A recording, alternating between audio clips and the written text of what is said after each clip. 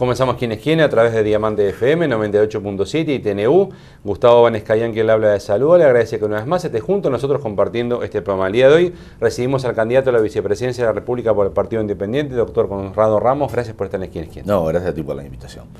Usted hasta hace un tiempo, no muy lejano, integraba el Frente Amplio, no solamente a nivel de militancia, sino a nivel de cargo. Fue subdirector de la Oficina de Planeamiento y Presupuesto en el gobierno de Vázquez y al principio del gobierno de Mujica. Se va de ese cargo y ahora se termina yendo del Frente Amplio para integrar nada más y nada menos que la fórmula del Partido Independiente. Se fue por discrepancias con el Frente Amplio, por discrepancias con el gobierno, por discrepancias con el director de la OPP.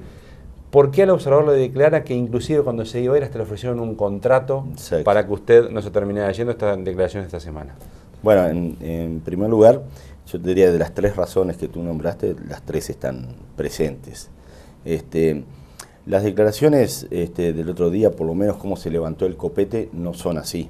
Yo nunca dije que el Frente Amplio me había ofrecido un contrato. Lo que yo dije es que cuando me fui se me había ofrecido un contrato. Es decir, bueno, gente ahí en la torre. Pero para que se callara de eso. Exactamente, para que mi alejamiento pasara sin hacer mucho ruido, ¿no? Y así fue. Yo por mucho tiempo estuve. Pero se fue sin contrato. Permanecí, no acepté el contrato, lógicamente. Igual se cayó. Igual me callé por un tiempo. Después sí salí a decir mis discrepancias y por qué pensaba que no era bueno tener dos equipos económicos. Eso fue lo que quizás lanzó la bomba cuando publiqué una vez, me hicieron una entrevista en la diaria y yo dije que pensaba que había dos equipos económicos y que eso no era bueno. Ahora, lo que sí me gustaría que quedara muy en claro es que, primero, no es el Frente Amplio, tampoco es mi estilo y no quiero.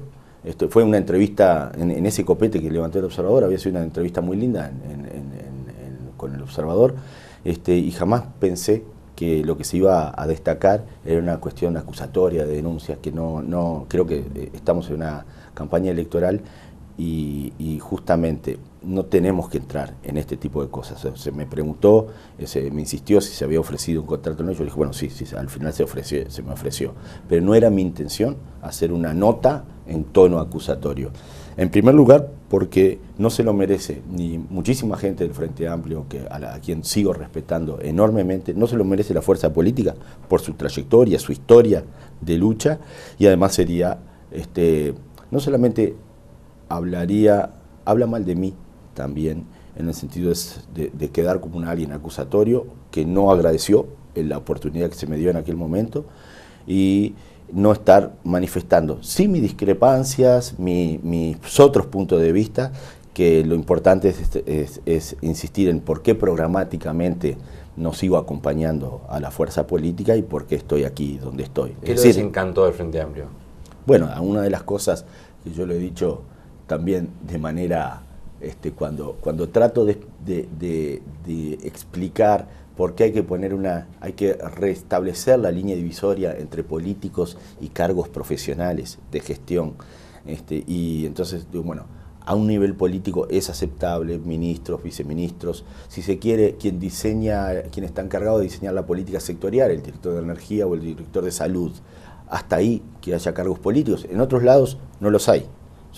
Inclusive son profesionales, pero nosotros en Uruguay queremos que esos cargos de diseño de política sigan siendo políticos. Muy bien, la pregunta que yo hago es de ahí para abajo, ¿por qué tienen que seguir siendo cargos políticos? ¿Usted dice que hubo clientelismo entonces? Exactamente, cuando se me insiste de que de ahí para abajo también vale la pena hacer cargos políticos, es cuando yo reacciono con firmeza y digo, bueno, entonces la meritocracia, ir a estudiar, no tiene sentido. O sea, se paga con cargos la militancia política. Y entonces, eso es lo que le molesta a usted. Se paga con cargos la militancia política y es una forma también de financiar a los partidos políticos. Tenemos que replantear el tema de financiamiento de los partidos en Uruguay. O sea, esas personas aportan al partido también parte de su sueldo. Exactamente, eso es así.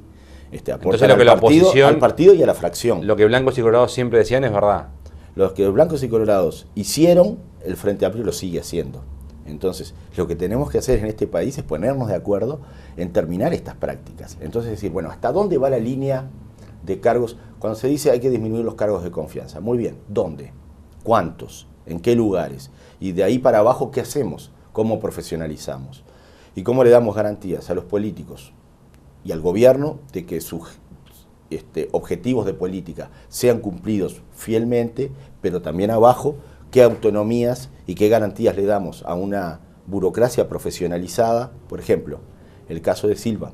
Yo siempre digo, no hubieran Alfredo Silva, exdirector de ACE. Los desmanes que pudo hacer si las jerarquías abajo de él hubieran sido no puestas a dedo, más allá de la idoneidad técnica o no. Pero si alguien te pone a dedo, te puede sacar a dedo. Ahora, si esos cargos son concursados profesionalmente, un director de hospital es concursado profesionalmente, quien está arriba del director de hospital, que es el gerente asistencial, es concursado profesionalmente, el gerente general, hoy en día estoy sintiendo hablar a la gerenta general de ACE, la gerenta general de ACE no podía haberlo dicho a Alfredo Silva, no señor, esto no se hace. Ahora, si es puesta a dedo y no tiene también se saca banca dedo, política, se saca a dedo, entonces se tienen que callar la boca. ¿No habló con Mujica esto? Sí, claro. ¿Y qué le dijo el presidente? Me decía que sí, después. Como te digo una cosa, te digo la otra. Te digo la otra. Pero le decía que sí y no podía resolverlo, o le decía que no, sí. No hubo interés en tocar este tema. En realidad yo no estaba en el centro donde se tomaban las decisiones políticas. Se tomaban en otro lado y luego yo pensaba que estaba haciendo cosas para poder mejorar la profesionalización de la gestión, y las decisiones ya se habían tomado por otro lado. Esta forma, sí. Era inútil que siguiera ahí, ¿no? ¿Esta forma de designación es un caldo de cultivo para la corrupción? Bueno, yo creo que sí. Uruguay tiene niveles bajos de corrupción y en transparencia internacional, por suerte. Pero si estas prácticas se siguen multiplicando, e inclusive que hay mayor desinterés en la política por los jóvenes, y eso está reflejado en el Latin Barómetro. Si seguimos, depende que reclutamos todos los partidos de nuestras militancias, y estamos asignando meramente por cuota política, sin ni siquiera, yo no estoy de acuerdo que se repartan, yo no estoy hablando de cargos propiamente políticos, el ministro, viceministro en un ministerio quien diseña la política. Digo, de ahí para abajo, los que proveen los servicios, no deberían ser asignados por cuota política. Primero, porque no se puede, tantos cargos, pues son muchísimos, no son solamente los cargos Q, lo que se llaman cargos de confianza, que son un poco menos de 200. Son muchos más cargos en el Estado. Estamos hablando de miles. ¿Por qué es un caldo para la corrupción eso? Porque, primero, no se puede controlar la calidad de las personas. Cuando son tantas personas a repartir cargos. A cualquiera, dice usted. Antes, en el siglo XIX, el clientelismo político era la moneda corriente de todos los partidos políticos en el mundo. ¿Por qué se acaba el clientelismo político? Porque son tantos los cargos a repartir que al final no se puede controlar la calidad de esos cargos. Ese es el fundamento por el que se crearon los modernos servicios civiles. Y usted dice que en este gobierno y en el gobierno de otros partidos pasa eso, ponen a personas que no son idóneas para el cargo para cumplir con la cuota y que funcione como funcione. Exactamente, hay de todo. Hay quienes son muy idóneos y hay quienes no son idóneos. Los idóneos son los menos. Y lo que sucede es que además fallan los mecanismos de control. No puede ser que nos desayunemos de los horrores de gestión vía una denuncia judicial. Tenemos que esperar a denuncias judiciales para saber todos los desastres que venían ocurriendo en materia de gestión, o tenemos que esperar a que nos enteramos luego de estadísticas de que 2 de cada 3 estudiantes no estaban terminando el secundario, qué pasaba mientras con los controles de gestión. Entonces, evidentemente, hay fallas en los controles del buen uso del gasto público y en los resultados de políticas. Esas fallas tienen que ver con debilidades del Parlamento. El Parlamento no tiene, como las democracias desarrolladas, una unidad de auditoría de compromisos de gestión, de seguimiento de las políticas públicas. Hay que avanzar mucho en el presupuesto por resultados, que recién se está en pañales, avanzando. Usted dice dar dinero a los organismos, pero pedirle resultados y publicarlos en la página web, y que la ciudadanía los pueda controlar. ¿Con la enseñanza haría eso usted, por ejemplo? Claro que sí. Usted le pide que no me repitan. Inglaterra tiene los 200 principales proyectos de gobierno en página web para que la gente los pueda controlar, cómo se va gastando. ¿Y qué pasa si no se cumple? Los resultados de política. Si no se cumple. Y si no se cumple, se tomarán las medidas. Primero, hay llamados del Parlamento a sala a los encargados de estas políticas, ¿no? O sea, funciona la responsabilidad ministerial. Y por lo tanto esto sale en la prensa también, la ciudadanía. Pero supóngase que usted le da a la NEP, a la escuela pública más concretamente, dinero y le pide, no quiero que me repitan, no quiero que deserten tantos alumnos como desertan. Llega a fin de año y no se cumple, ¿qué hace? Bueno, pero lo que pasa es que ahí hay que montar todo un sistema de seguimiento y ver. Yo puedo responsabilizar a quien está encargado de prestar un servicio siempre y tanto le dé libertad de gestión. Hoy en día no tienen libertad. Le da todo el paquete, no se cumple. Ah, bueno, si les doy libertad de gestión, puedo cambiar hasta el director del centro, en la medida que tiene un proyecto de centro. Si ese proyecto de centro tiene resultados muy malos y ha tenido libertad de gestión, bueno, corresponde remover si no quiere decir echarlo, pero sí sacarlo de la función de responsabilidad. Para eso es que se instruyen los compromisos de gestión. Yo ahora estoy asesorando al gobierno chileno en cómo mejorar un poco los servicios de gestión de la alta burocracia chilena, y se hacen para eso. Si tú tenés un cargo de responsabilidad de gestión y te dan la libertad para gestionar, en la medida tú tenés que explicar por qué estás obteniendo o no los resultados. Y si no los estás obteniendo, lo que corresponde es cambiar a la persona.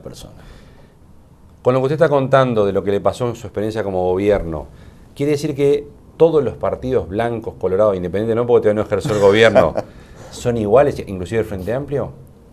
Yo creo que como siempre me dicen colegas y dentro de ciencia política discutimos, los políticos son actores racionales. Entonces hay un problema de que las reglas de juego, los incentivos que están teniendo los políticos como para profesionalizar la gestión, evidentemente no están dados. O sea, hay que revisar un poco las reglas de juego. Si la financiación de mis partidos, gran parte de ella, que no lo tenemos ni siquiera estudiado, porque tú me preguntas qué porcentaje de los partidos están financiados por los cargos en el Estado, yo no sabría contestarlo. Es muy difícil estudiar eso, pero hay que estudiarlo. Es un debe de la academia. Entonces, si una gran parte de la financiación de los partidos políticos pasa porque yo agarre el botín del Estado y pueda repartirlo entre mis militantes, es muy difícil ponernos de acuerdo entre los partidos para cambiar estas prácticas. ¿Eso los transforma a todos en iguales? Tenemos que cambiar los sistemas de incentivos. Ese es el deber ser, pero yo digo el ser, son todos iguales. Hasta ahora han administrado con la misma lógica. ¿Le invito a una pausa? ¿Cómo no? Continuamos a partir de la misma ¿Quién es quién? Con el candidato a la vicepresidencia de la República por el Partido Independiente, doctor Conrado Ramos.